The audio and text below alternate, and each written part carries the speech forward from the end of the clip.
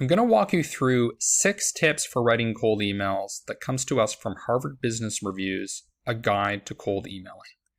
Now, these are not my own personal tips, but what I am going to do is add color to them by using examples of cold emails that I sent, as well as cold messages through LinkedIn and Facebook.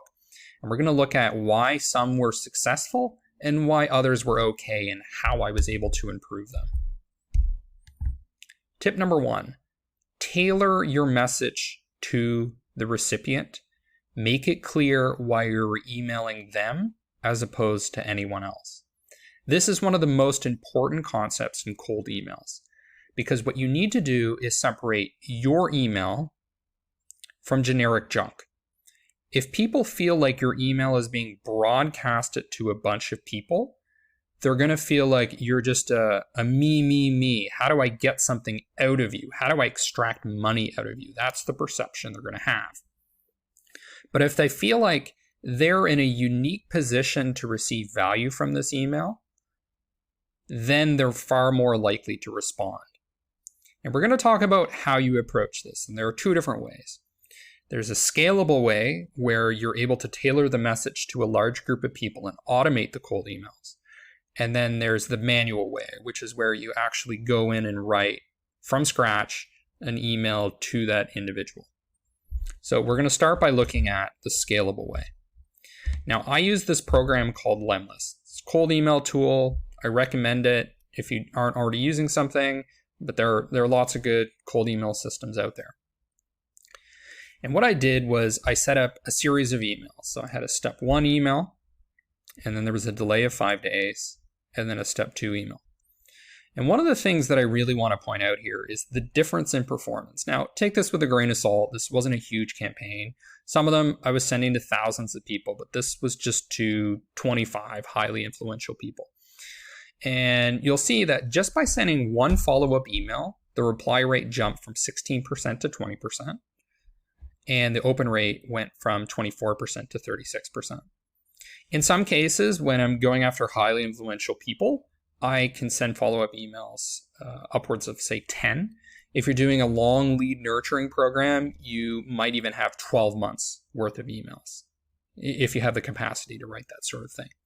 But in cases like that, where you're sending tons and tons of follow-up emails, these delays will probably need to be longer. So even though you may be sending 1 email a week, eventually you're probably just going to want to send 1 every 2 weeks or even every month. So you can modify these. The other thing I want to point out here is that there was a 3rd email, but it didn't add much value. It was actually just the single follow-up increased the performance. All right, so back to the point I was making about tailoring your ads to specific people. So there are 2 important ways how this is tailored. So the first is just first name, curly brackets. That was the subject line. It's also the subject line of the follow-up email. One thing that I want to point out is that subject lines are far less important than people realize. You can have the exact same subject line and vastly different open rates. Because open rates, and we'll talk about this later, have a lot to do with deliverability, whether the bots perceive your email, and that means like your body email, as junk or not. Subject line, not really the variable determining open rates as much as you might think, as much as I used to think. So, okay, so I'm personalizing with the name. All right, I mean, a lot of people do that. Sometimes people know that it's still automated. The important tailoring that's happening here is this.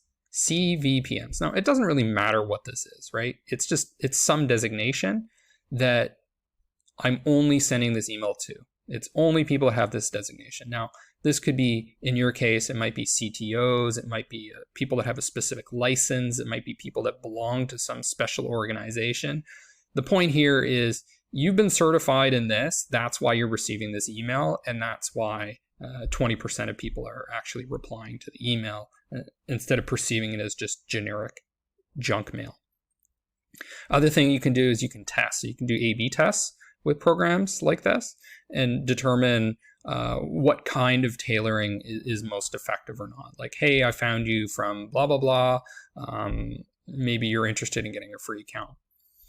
Also note the tone of voice that I have in this. It's personalized, it has enthusiasm. Please let me know when I'll set up your account. So it's not, get a free account. It's going to be thrown in this black box where some engineer or somebody will set you up the account. It's I personally will set up your account.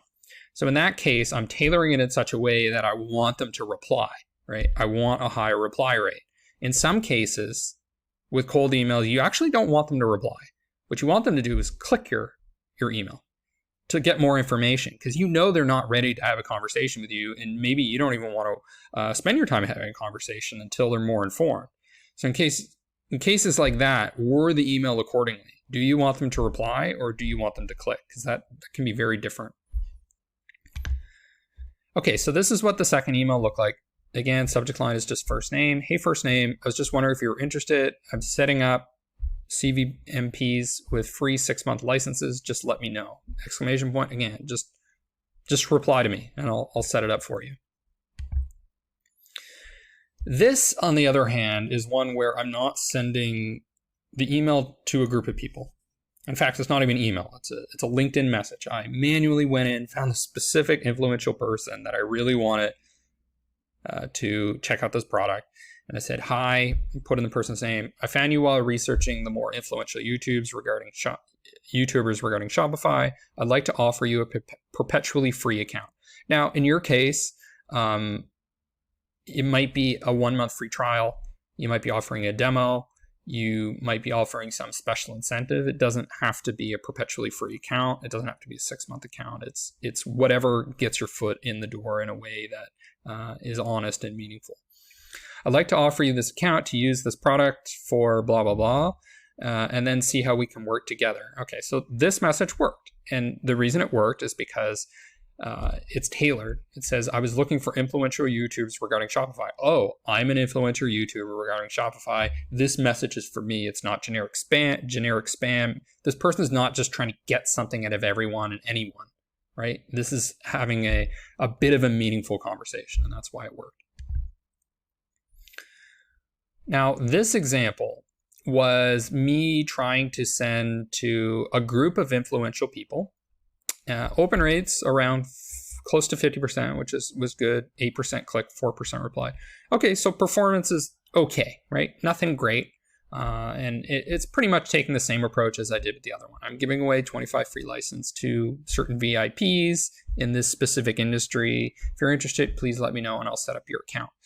So I think one of the challenges here is when you're going after people that are very, very influential, very, very busy, sometimes a more personalized approach is going to make sure you get through. And the way that I did that was I actually went to the website for the #1 most influential person in this industry in the United States. Okay, one of the biggest brands in the industry. And all I did was I submitted a form. So that's why the formatting is all messed up here. You see this apostrophe as the 3 slashes? That's because I didn't actually email. I sent a submission form on their website to make sure it actually went through. So that's one way to get around loopholes in terms of deliverability. And I just said, hi, first name. I'd like to give you a perpetually free account to use this industry-specific product. Please let me know if you're interested. I'll set it up with a temporary password. Thank you, smiley face. So personalized, one-to-one conversation. I actually didn't do a lot of tailoring. And here's why, okay? If you were applying to Harvard, do you need to say why you want to go to Harvard? Not really, right? They're the #1 brand in education. So it's kind of like, who wouldn't want to go to Harvard, right? They know you want to go to Harvard. Okay, you need to prove that you have something valuable. So I think this is similar to the situation here, right? This is the #1. She's the #1 brand in this industry. And all I really need to do is call out that industry, and then she knows why it's for her, right? If they're that big, they're not going to worry that you're just some generic spam thing, especially when I'm taking kind of a short personalized approach and I'm using smiley faces. And that's what it is. I want to have a personal conversation with her. There's nothing dishonest. There's nothing deceptive here. I'm not throwing out a whole bunch of bullet points trying to sell my product. No, I really want this highly influential person to check it out. So that's why I'm saying I'm going to set you up with the password, and it worked. Extremely effective, just sending a little email submission form like that. So next we'll move on to tip number 2.